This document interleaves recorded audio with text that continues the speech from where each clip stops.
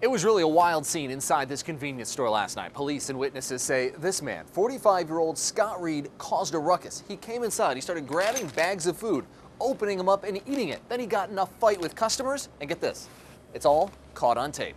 The surveillance video, which has no sound, shows an out-of-control fight. Punches flying, swinging kicks, and store merchandise being flung around.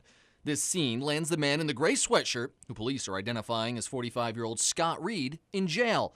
But let's rewind and show you how it begins. Reed walks in, acting strangely. He helps himself to some Doritos, sits down, eventually wanders into a corner, and a short time later appears to get into a heated conversation with another unidentified customer. That man violently pushes Reed in the face. Reed then goes after him, grabbing a bottle of soda and throwing it. That takes us back to the beginning and the all-out brawl, as other customers seem to get caught up in the melee. As Reed goes to the ground, several begin kicking him.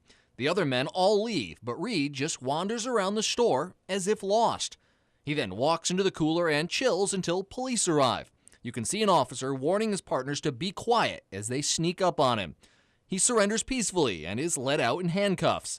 I asked Richmond police if the other men involved in the fight are being charged. They tell me, so far, no, but it's under investigation. AJ Legault, 8 News. On Thursday, we showed you this video of a fight here at the gas station behind me that led to Scott Reed being arrested, even though the video evidence clearly shows that he didn't start the fight and was attacked first. Tonight, Reed is speaking out. And when he pushed me in my face, I mean, that's where everything escalated. Scott Reed's a truck driver. He was feeling ill when he walked into the gas station. I'm having a bad pain in my side, so I figured I need to get something to eat, you know, so I grabbed the chips. Opened the chips up and I ate a few. You had no intention of leaving and not paying for what you No, had? sir. Reed and I watched the surveillance video of what happens next as a friend of the store clerk gets in his face. Just being vulgar and being rude, you know, and like I'm some bum off the street. And as the video shows, when he pushes me in my face, I lose my balance and I fell down. We tussled to the floor in front of the stand, as you saw, and after that, the other guy jumps in, and I got hit in the head. These guys jumped and beat on me.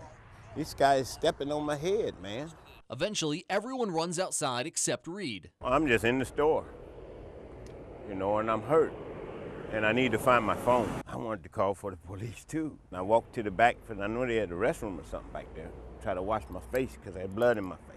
Police arrive, and he's arrested for disorderly conduct and destruction of property. It made me look like some type of, you know, criminal, some type of villain, you know, and I'm not that. Richmond police tell me they viewed that video for the very first time today and that additional arrests may now be coming.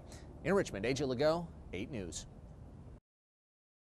The alarming video shows how a disagreement between a pair of men inside the Corydon Avenue Lucky's Mart escalates into violence. When he pushed me in my face, I mean, that's where everything escalated. Scott Reed ends up on the floor being kicked and stomped by a group of men. It all happened so fast.